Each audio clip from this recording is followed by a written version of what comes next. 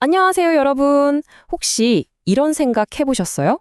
지금 여러분이 보고 있는 이 화면, 우리가 마시는 물? 아니, 심지어 우리 자신은 대체 무엇으로 만들어졌을까요? 오늘 저와 함께 이 가장 근본적인 질문의 답을 찾아서 화학의 세계로 한번 깊숙이 들어가 보겠습니다. 바로 이 질문입니다. 모든 것은 무엇으로 이루어져 있는가? 정말 단순해 보이죠? 그런데 사실 이 질문 하나가 수천 년 동안 수많은 철학자와 과학자들을 잠 못 들게 만들었거든요. 그 기나긴 여정의 첫걸음부터 같이 한번 따라가 보시죠. 자, 첫 번째 장입니다.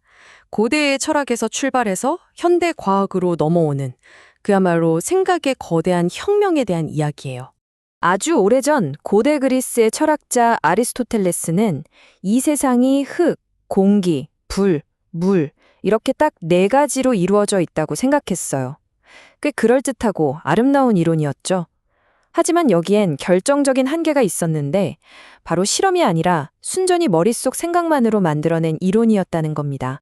그러다 17세기에 들어서면서 판을 완전히 뒤집는 사람이 나타납니다. 바로 로버트 보일인데요. 그는 생각만으로는 안 된다. 직접 실험으로 증명해야 한다고 외쳤죠. 이게 바로 현대화학이 시작되는 순간이었습니다. 보일은 원소에 대해 아주 명확한 정의를 내렸어요. 화학적인 방법으로 더는 쪼갤 수 없는 순수한 물질. 바로 이거였죠. 정말 간단하지만 강력하지 않나요? 이 실험에 기반한 정의가 오늘날 화학의 뼈대가 된 겁니다. 그래서 어떻게 됐을까요? 고대의 네 가지 원소에서 시작해서 지금 우리가 공식적으로 알고 있는 원소는 무려 118개에 달합니다. 이것들이야말로 우리 세상을 만드는 진짜 기본 재료인 셈이죠. 자, 그럼 다음 단계로 넘어가 볼까요? 이번엔 원소라는 개념의 실제 형태를 부여한 존 돌턴의 이야기입니다. 그는 원소를 마치 우주를 조립하는 레고 블럭 같은 거라고 생각했어요. 돌턴의 생각은 아주 명쾌했어요. 모든 원소는 더 이상 쪼갤 수 없는 아주 단단한 공 모양의 원자로 이루어져 있다는 거였죠. 그리고 이 원자들이 서로 다른 방식으로 붙고 떨어지면서 이 세상의 모든 물질이 만들어진다고 설명했습니다. 이게 바로 현대화학의 든든한 기초가 됐죠. 그런데 과학은 항상 정말 그럴까 하고 질문을 던지잖아요. 돌턴의 주장 중에 원자는 절대 쪼갤 수 없다는 마지막 부분이 과학자들의 호기심을 자극합니다. 여기서부터 이야기는 더 흥미진진한 탐정 소설처럼 변해갑니다. J.J. 톰슨이라는 과학자가 전자라는 마이너스 전기를 띤 아주 작은 입자를 발견하면서 모든 게 달라집니다. 그는 생각했죠. 원자가 그냥 단단한 공이 아니네? 혹시 건포도가 콕콕 박힌 푸딩처럼 생긴 거 아닐까? 이게 바로 그 유명한 건포도 푸딩 모형입니다. 자, 이 푸딩 이론이 맞는지 확인해 봐야겠죠? 어니스트 러더퍼드가 정말 기가 막힌 실험을 하나 설계합니다. 아주 얇게 편 금박에다가 알파이자라는 초소형 총알을 마구 쏘아보는 거였어요. 여기가 정말 하이라이트인데요. 왼쪽이 러더퍼드가 예상했던 그림이에요. 원자가 푸딩 같다면 알파 입자는 그냥 슝슝 다 통과해야 맞잖아요. 그런데 실제 결과는 오른쪽처럼 정말 충격 그 자체였습니다. 대부분은 예상대로 통과했는데 글쎄 몇몇 입자가 말도 안 되는 각도로 튕겨 나오는 거예요.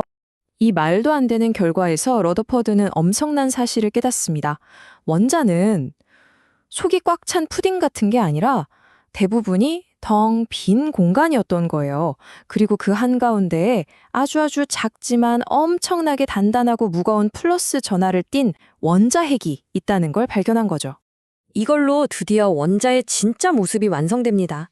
중심에는 플러스 전하를 띤 양성자와 전기적으로 중성인 중성자가 똘똘 뭉쳐 핵을 만들고 그 주변을 아주 가벼운 마이너스 전하의 전자가 휙휙 돌고 있는 거죠. 여기서 진짜 재밌는 건 원자의 무게는 거의 다 저 조그만 핵이 차지하고 있다는 겁니다. 자, 이제 원자가 어떻게 생겼는지 알았어요. 그럼 과학자들끼리 이걸 어떻게 이야기할까요? 전 세계 사람들이 다 알아볼 수 있는 공통된 언어가 필요했겠죠. 그래서 탄생한 게 바로 원소 기호입니다. 원소마다 붙여준 일종의 약자, 별명 같은 거죠. 탄소 C나 산소 O처럼 대부분 영어 이름에서 따왔지만 금 AU나 철 FE처럼 옛날 라틴어 이름에서 유래한 것들도 꽤 있습니다. 이 기호들을 쓰면 마치 요리 레시피처럼 어떤 물질이 뭘로 만들어졌는지 아주 간단하게 표현할 수 있어요. 이걸 바로 화학식이라고 하는데요.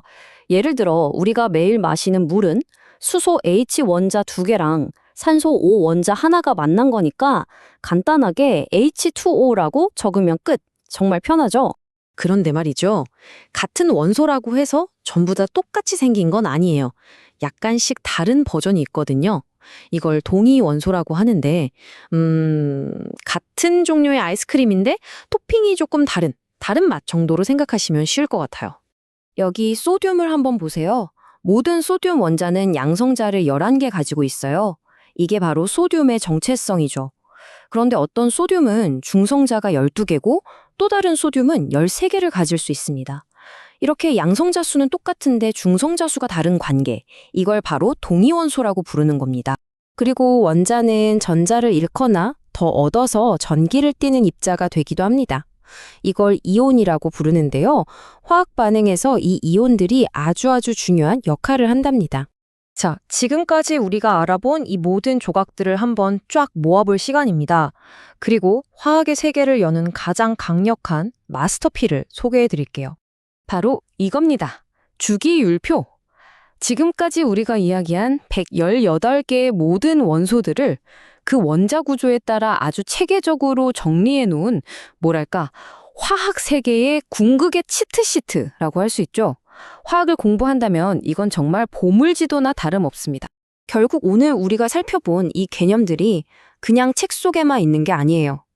우리 식탁 위의 소금부터 우리가 숨쉬는 공기까지 이 세상의 복잡하고 다양한 모든 것들이 사실은 이 기본적인 입자들이 어떻게 배열되느냐에 따라 결정되는 하나의 거대한 작품인 셈이죠.